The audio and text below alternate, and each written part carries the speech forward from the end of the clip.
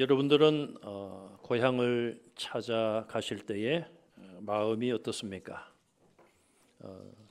바쁘다 보니까 주로 큰 명절 때 고향을 찾는 분들이 계시고 또 그럴 때도 찾지 못하는 분들도 계실 겁니다. 고향을 찾아갈 때는 고향이 주는 그런 푸근함이나 또 안정감이 우리 마음에 있습니다. 20년 만에 고향을 찾아가는 이 야곱은 들뜬 마음도 있었을 것입니다.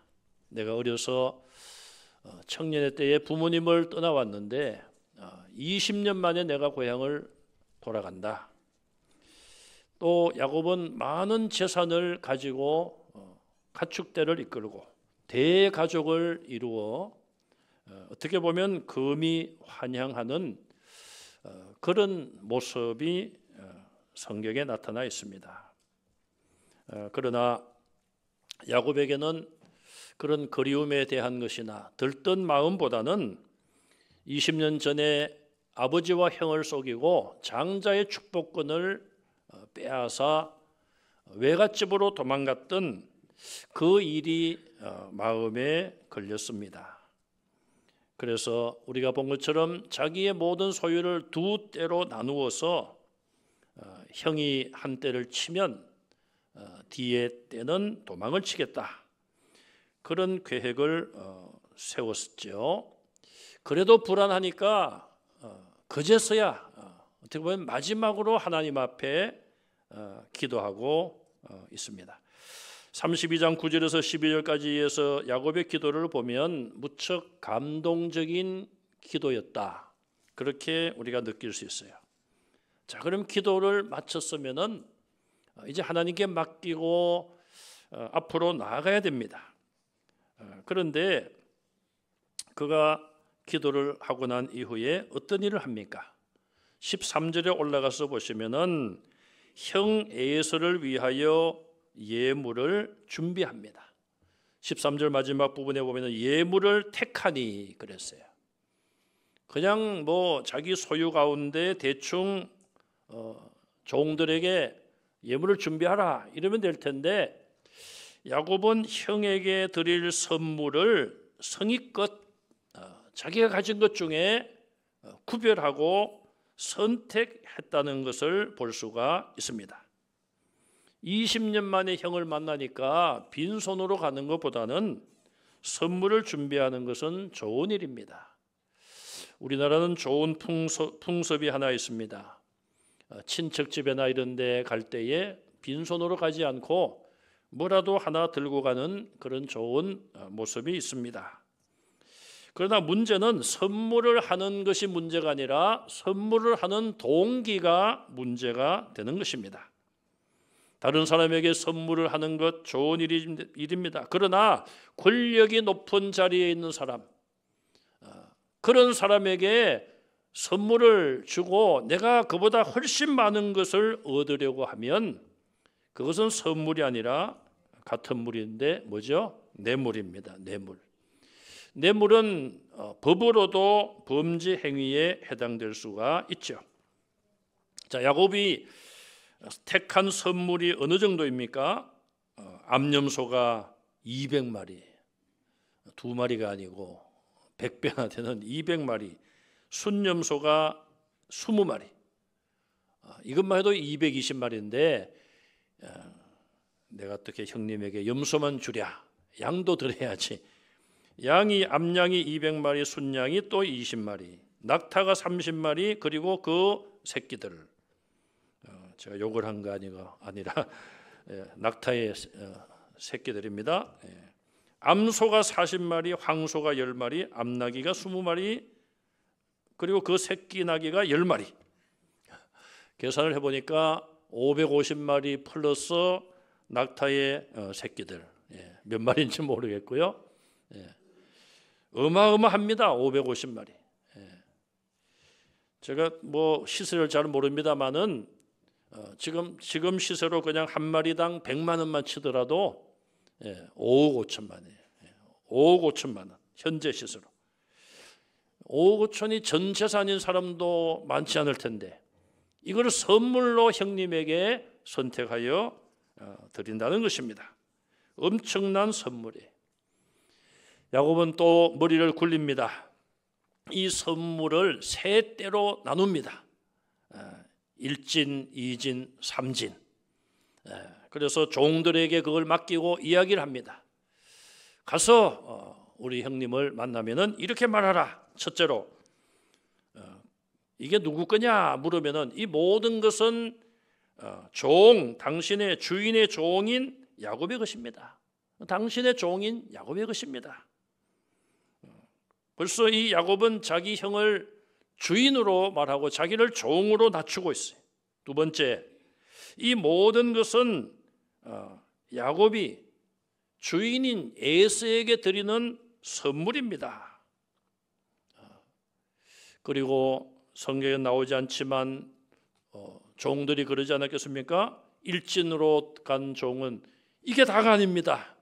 뒤에 줄줄이 따라오고 있습니다. 그리고 야곱은 맨 뒤에 오고 있습니다. 야곱이 왜 이렇게 형에게 엄청난 선물을 준비를 했습니까?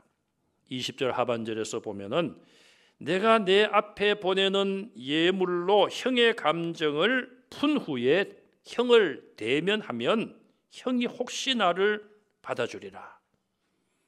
이거 확신도 아니에요. 혹시라도 혹시 하나님께 기도는 했지만은 그것으로 마음이 놓이지 않은 것 같아요. 그래서 내가 뭐 확실히는 알 수 없지만은 이렇게라도 하는 것이 형의 마음을 돌릴 수 있으면 좋겠다. 그런 마음을 가지고 엄청난 선물을 준비했습니다.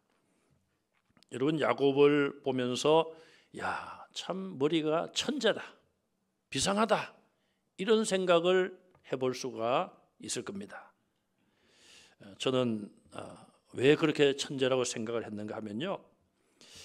여러분 가정에 요즘 보면은 뭐 정수기도 있고 공기청정기도 있는데 요즘은 이 필터가 2중, 3중 필터가 나와요.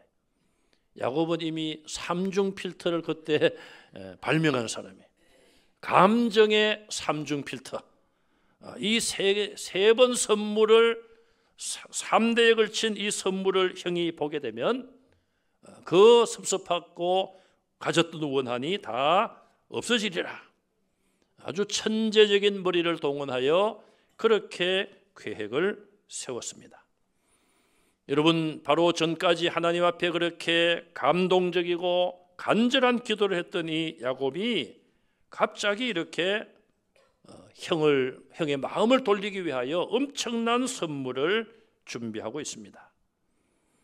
하나님을 믿으면서도 또 어떻게 보면 또다시 의심의 자리, 불신앙의 자리로 돌아갔다는 것일까요? 성경은 구원에 대하여 하나님의 구원은 후회하심이 없다고 말합니다. 하나님이 우리를 선택하셨으면 실패 없이 우리가 하나님 나라에 들어갈 것을 믿으시기 바랍니다. 그런데 우리는 왜 이렇게 야곱의 모습을 보면은 하나님을 의지했다가 또 인간적인 방법을 또 강구하다가 이것이 야곱만의 문제가 아니라 저와 여러분들에게도 이런 약한 모습이 있음을 우리는 알아야 합니다. 그럼에도 불구하고 우리가 때로는 주님을 멀리하고 또 기도하지 못하고 기도한 이후에도 확신하지 못하고 의심하는 그런 모습임에도 불구하고 여전히 하나님의 자녀임을 믿으시기 바랍니다. 그렇기 때문에 그것이 하나님의 사랑이요 하나님의 인내하심이에요. 사도 바울은 로마서 11장 29절에 이렇게 말씀을 했습니다. 같이 읽겠습니다. 하나님의 은사와 부르심에는 후회하심이 없느니라. 하나님은 후회하시잖아요. 저와 여러분들은 후회할 때가 있습니다. 내가 그때 좀 다른 길을 선택했으면 좋았을 뻔했다. 제가 아이들을 키워보니까요, 제일 기쁜 일 중에 하나가 아이들이 공부를 잘하는 것, 성적이 올라가는 것, 그게 참 마음에 기쁘더라고요. 그래서 제가 뒤늦게 후회를 했어요. 내가 좀 학교 다닐 때 좀 더 열심히 좀 공부를 할 텐데 그러면은 부모님을 더 기쁘게 해드렸을 텐데. 근데 어쨌든 뭐 그런 건 있습니다만은 제가 주일학교 출석은 잘했어요. 신앙생활은 부모님 뜻에 따라 열심히 했습니다. 그런데 학교 공부는 조금 더 열심히 했어야 되는데 못한 것이 후회가 좀 되더라고요. 우리 클라리넷 연주하시는 우리 김우일 원로 목사님이 큰 형님이 제 고등학교 은사에 담임까지 하셨어요. 지금도 제가 그 담임 선생님이 친필로 적어준 성적표를 가지고 있어요. 거기 보면요, 담임 선생님 의견란에 정상이 멀지 않다, 조금만 더 열심히 해라. 그렇게 격려까지 써주셨는데 제가 그 말씀을 좀 듣고 열심히 했으면 정상까지 올라갈 수 있었는데 그래 하지 못했어요. 부모님이 기뻐하는 모습을 보니까 그런 후회가 들더라고요. 사람들은 후회할 수 있습니다. 왜? 우리는 다 부족하잖아요. 연약합니다. 또 선택을 잘못할 수도 있고, 우리가 항상 믿음이 충만하고 성령의 인도만 받는 것이 아니기 때문에 잘못할 수도 있고 실수할 수도 있고, 그렇기 때문에 후회할 수도 있어요. 그러나 하나님께서는 이미 저와 여러분들이 예수님을 믿기 전에 하나님의 계획 속에 저와 여러분들 하나님의 자녀 삼아 주신 것, 하나님이 후회하지 않으심을 믿으시기 바랍니다. 그렇다면 우리는 더욱더 이것을 악용하면 안 되는 거예요. 악용하면. 그래, 나는 이제 천국 가는 거는 뭐 그냥 표가 다 예매되어 있다. 나는 천국 그냥 갈 것이다. 그러니 내가 뭐 어떻게 살더라도 그냥 죽기 전에 그냥 다 죄 회개하면 천국에 갈 거니까 이것을 악용하면 안 되는 거예요. 하나님이 그렇게 우리를 사랑하시고 하나님의 선택하심과 구원에 후회하심이 없으시다면 정말 우리가 하나님이 그렇게 되도록 더 열심으로 하나님께 순종하는 성도들이 되시기를 간절히 바랍니다. 우리의 믿음이 약할 때에 낙심하거나 절망할 것이 아닙니다. 우리는 그럴 때일수록 더욱 하나님을 의지하고 기도해야 됩니다. 마가복음 9장 24절 말씀을 같이 읽습니다. 곧 그 아이의 아버지가 소리를 질러 이르되 내가 믿나이다, 나의 믿음 없는 것을 도와주소서 하더라. 아멘. 귀신 들린 아들을 예수님의 제자들에게 아버지가 데리고 왔습니다. 그런데 제자들이 귀신을 쫓아내지 못하니까 실망하고 이제 예수님이 오셨습니다. 예수님에게 이 아버지가 하는 말이 있습니다. 뭐라고 이야기를 합니까? 무엇을 하실 수 있거든 우리를 불쌍히 여기사 도와주십시오. 당신의 제자들은 못했습니다. 예수 선생님, 무엇을 하실 수가 있거든 도와주십시오. 예수님이 그 말씀을 듣고 할 수 있거든이 무슨 말이냐? 믿는 자에게는 능치 못할 일이 없느니라. 여러분, 우리가 기도할 때 어떻게 기도합니까? 하나님, 하실 수 있으면 이것 좀 해주세요. 하나님이 기뻐하실 것 같습니까? 예수님 말씀처럼 할 수 있거든이 무슨 말이냐? 뭐 그렇게는 말씀하시지 않지만은 그렇게 기도할 바에는 하지 말아라. 저 같으면 그렇게 하실 것 같아요. 할 것 같아요, 저 같으면. 그러나 하나님은 인내하시고 긍휼이 많아서 그런 기도조차도 들어주십니다. 그렇지만 우리가 기도할 때에 하나님 하실 수 있으면 해주세요, 그것이 아니라 하나님, 저는 지금 이런 절박한 상황에 있습니다. 내가 이것이 내 욕심을 위해서 구하는 것이 아닙니다. 하나님의 영광을 위해서 구합니다. 그러니 하나님 허락해 주십시오. 저는 믿습니다. 하나님의 능력을 믿습니다. 그렇게 간구하는 여러분들이 되시기를 바랍니다. 우리의 믿음이 약해질 때에 이 아버지처럼, 이 아버지가 주님의 그 말씀을 듣고 할 수 있거든이 무슨 말이냐? 능치 못할 일이 없다. 그 말씀을 듣고 내가 믿나이다. 자기의 잘못을, 부족한 믿음을 회개하며 내가 믿습니다. 나의 믿음 없음을 도와주십시오. 기도할 때 하나님 저에게도 큰 믿음을 주시옵소서. 강한 믿음, 흔들림 없는 확실한 믿음을 주십시오. 그렇게 기도하시고 그런 믿음의 사람들이 다 되시기를 바랍니다.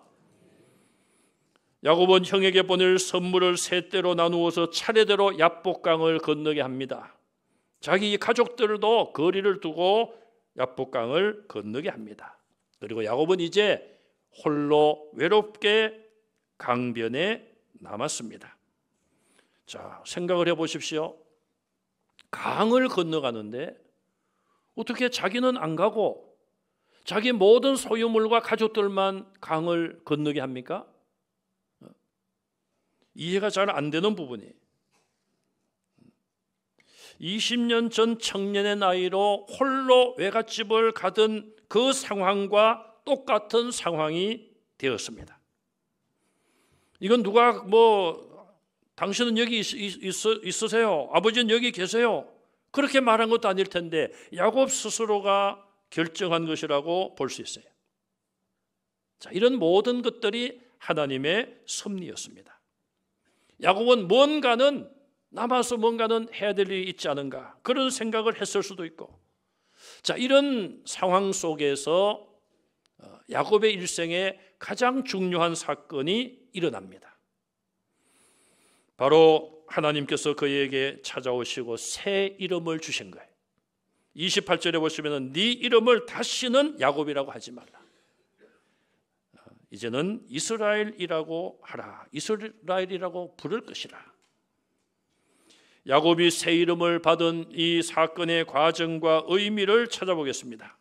자, 첫째로 우리가 24절에 보시면은 야곱이 혼자 남게 되었고 그 고독함 속에 하나님이 그를 찾아오시고 만나 주시는 것을 보게 됩니다. 어떤 설교자는 이렇게 이야기를 했습니다.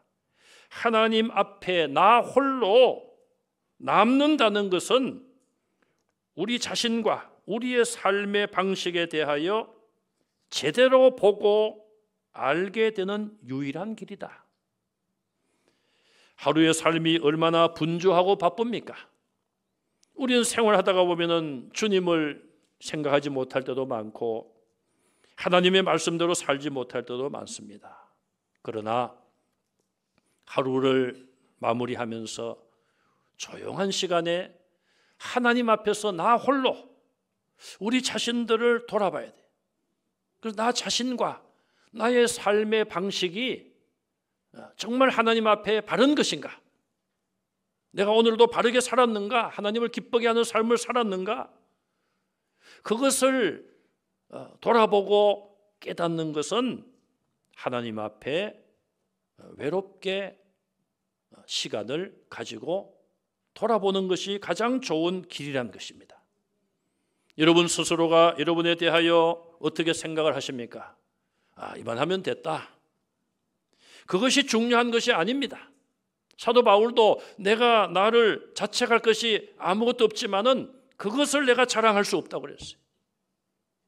또 다른 사람이 나에 대하여 어떻게 생각하느냐? 그 자체도 중요하지 않습니다. 가장 중요한 것은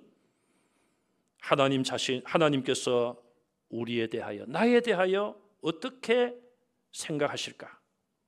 그 대답은 우리가 하나님 앞에 외롭게 홀로 남아서 그 대답을 발견할 수가 있다는 것입니다. 혼자 된 야곱에게 24절에 보시면은 어떤 신비한 사람이 야곱에게 와서 씨름을 합니다. 여기 사람에 대해서 호세아 12장 4절에 보시면은 천사라 하나님이라 그렇게 설명을 하기도 했습니다. 또 예수님으로 또 설명하는 분도 있어요. 그냥 하나님으로 저는 호칭을 하겠습니다. 자, 왜 하나님께서 외로운 야곱을 찾아와서 씨름을 하실까요?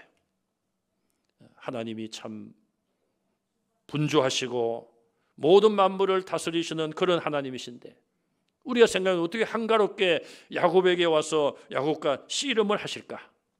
전국 장사 씨름 대회도 아닌데 여기 보면은 야곱이 씨름을 시작한 게 아니에요. 그 사람이 하나님이 오셔서 야곱과 씨름을 합니다.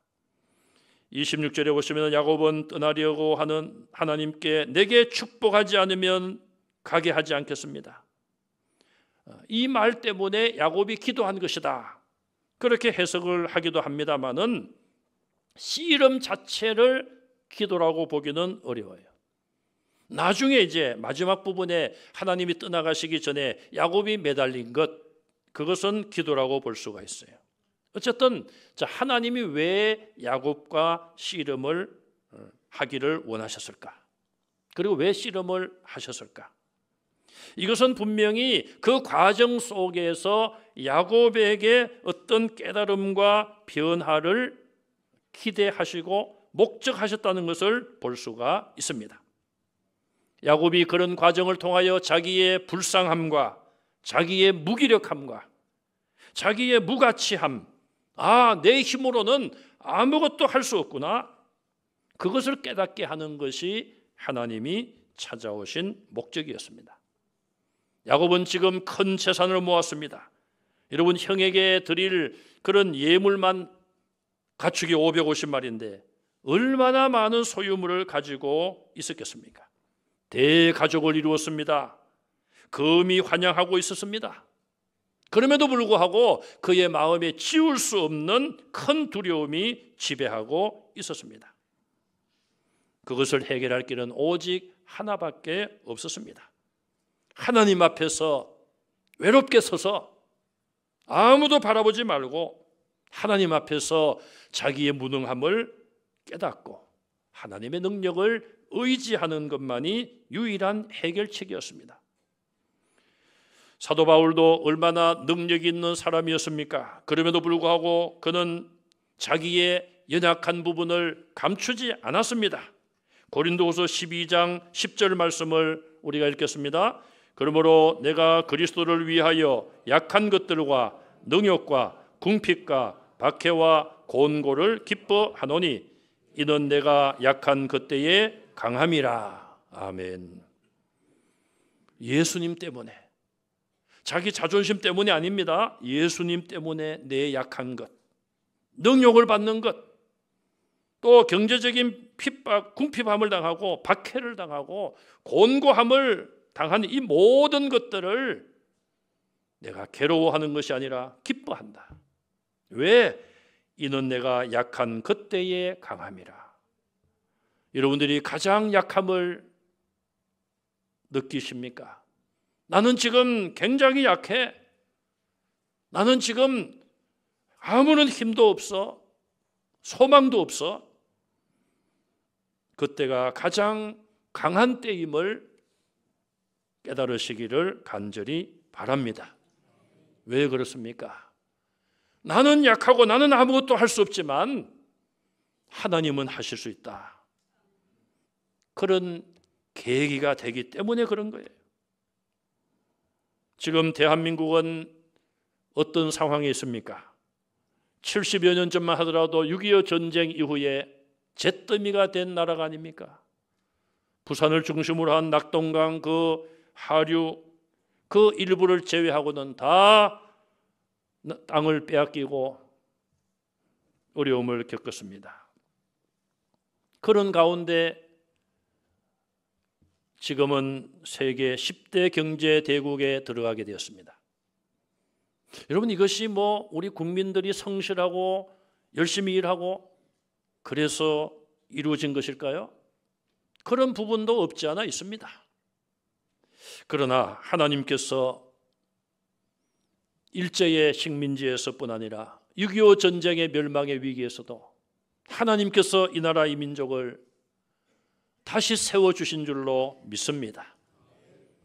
땅바닥까지 내려가고 나라를 뺏기고 주권을 뺏기고 공산화가 될 그런 위기 속에서 이제는 아무런 능력이 없을 때에 그때에 우리의 믿음의 선진들, 교회 지도자들, 성도들이 회개하며 기도했지 않습니까? 하나님은 그 기도를 들으시고 다시 대한민국을 세워주셨고 교회들은 큰 부흥의 역사를 이루었습니다.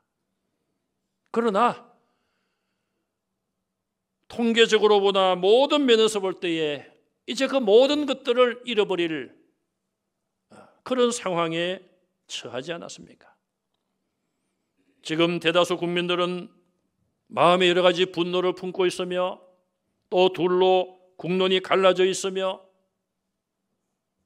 이런 어려움을 겪고 있어요. 정말 큰 위기다. 그러나 우리 성도들만이라도 하나님, 우리에게는 소망이 없습니다. 사람들을 바라볼 때는 소망이 없습니다.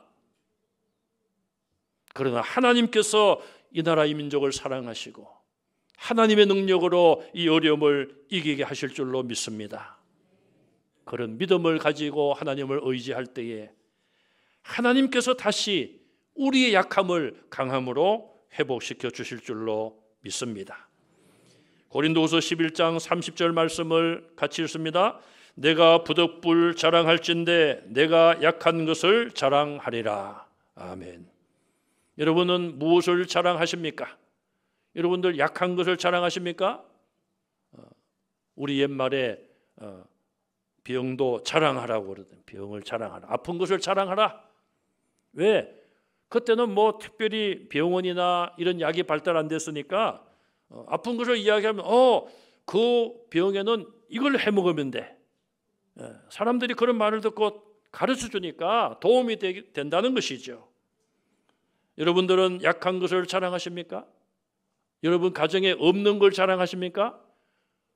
우리 집에는 텔레비전도 없어. 그런 거 자랑하는 분 봤어요? 없어요. 예.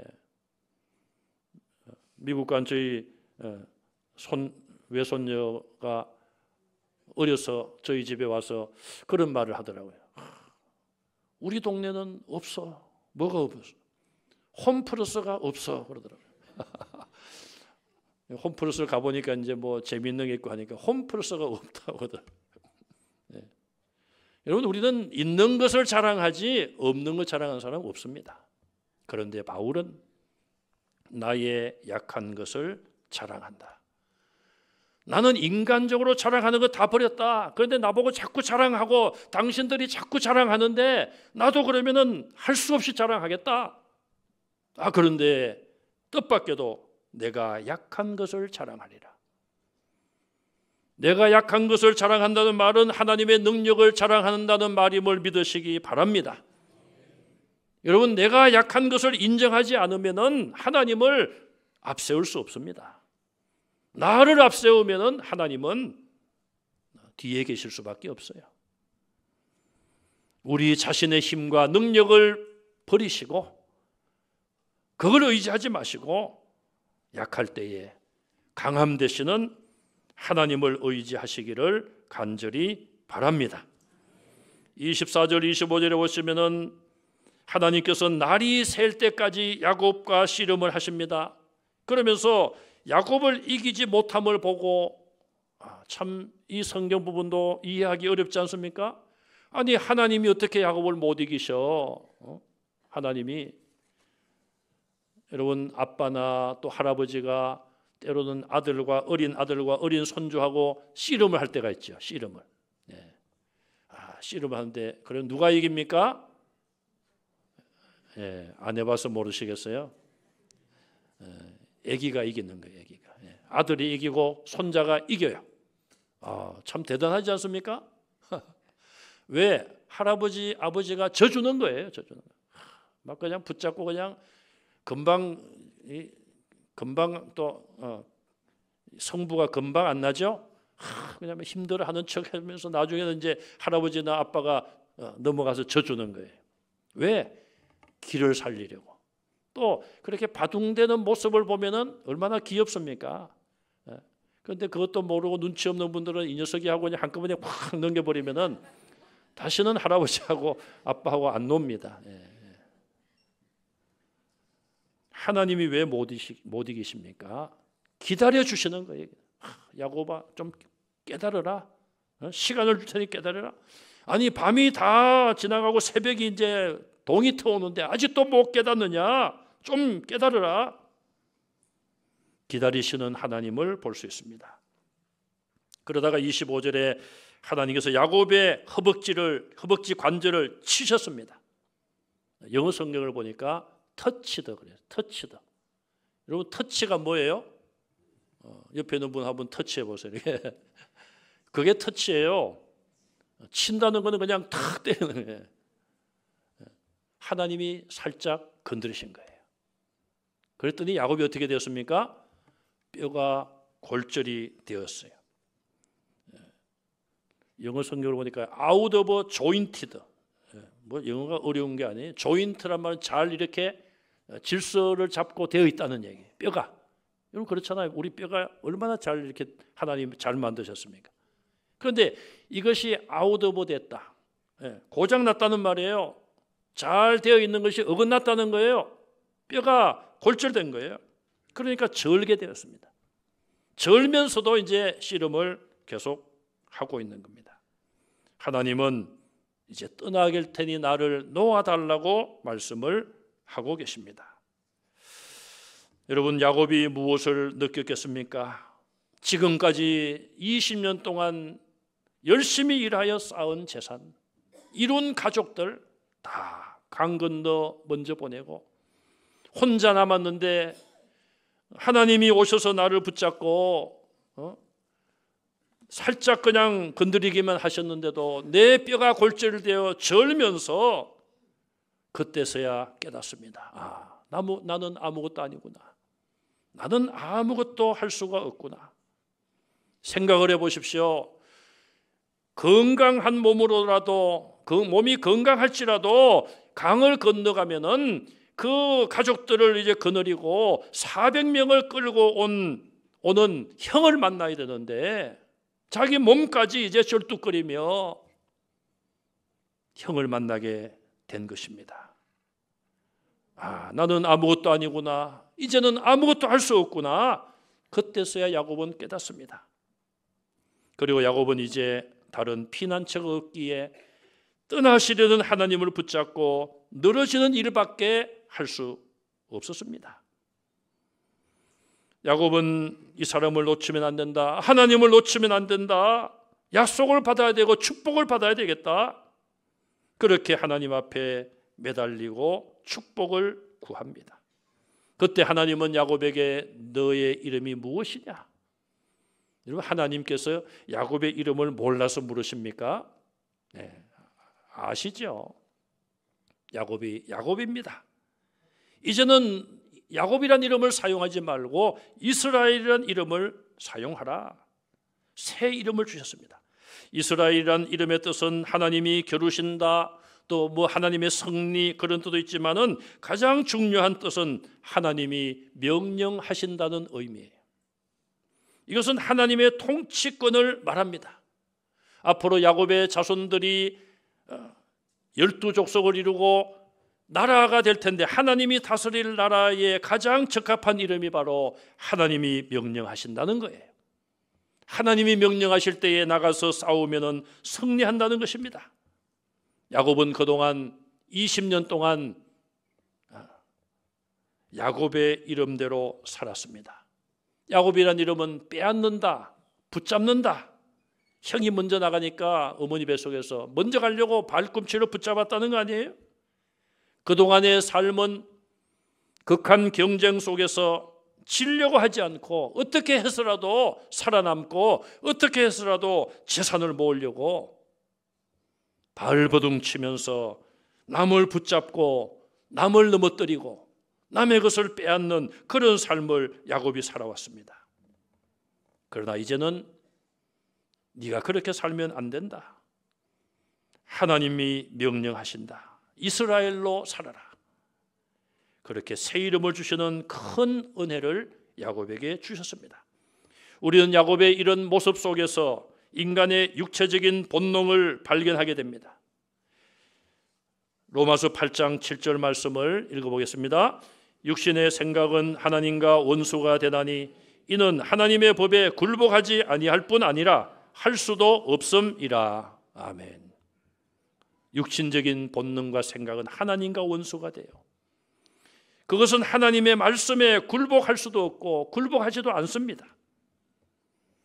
때로는 우리가 육신의 생각으로 실패할 때가 있지만, 그러나 야곱의 이런 모습을 통하여서 하나님 앞에서 철저하게 우리의 연약함을 깨닫고 다시 하나님을 의지할 수 있기를 바랍니다. 이렇게 이제 하나님과의 만남이 끝나고 하나님은 떠나십니다. 그리고 오늘 본문 마지막 절에 보시면은, 마지막 절 31절에 보시면은 버니엘을 지날 때에 그곳 이름을 그가 버니엘이라고 부르죠. 하나님의 얼굴이라. 내가 하나님을 대면하여 보았지만 살아남았다. 자기를 찾아오고 씨름을 한 그분이 하나님이심을 알게 된 것이죠. 그리고 그가 이제 버니엘을 떠날 때에 해가 돋았더라. 햇빛이 쫙 쬐면서 하나님의 은총을 상징하는 그런 모습이 나타났습니다. 마지막으로 잠언 4장 18절 19절을 읽겠습니다. 의인의 길은 돋는 햇살 같아서 크게 빛나 한낮의 광명에 이르거니와 악인의 길은 어둠 같아서 그가 걸려 넘어져도 그것이 무엇인지 깨닫지 못하느니라. 아멘. 자기를 깨닫고 하나님을 의지할 때에, 자기의 연약함을 회개하고 하나님께서 주시는 죄 사함을 받았을 때에 그 의인에 나가는 길은 돋는 햇살과 같이 하나님께서 빛 가운데로 인도해 주십니다. 그런 은혜가 여러분들의 삶 속에 앞으로 함께 하시기를 주님의 이름으로 축원합니다. 기도하겠습니다. 하나님 감사합니다.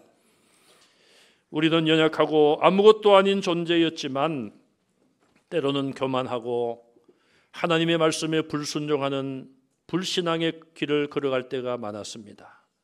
다시 하나님 앞에 돌아와 우리 자신들을 발견하고 나의 죄인됨을 고백합니다.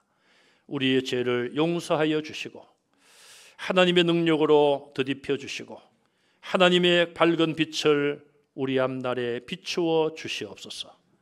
이제는 살아왔던 야곱의 모든 모습을 버리고 이스라엘로 살아가는 하나님의 자녀들이 되게 하여 주시옵소서.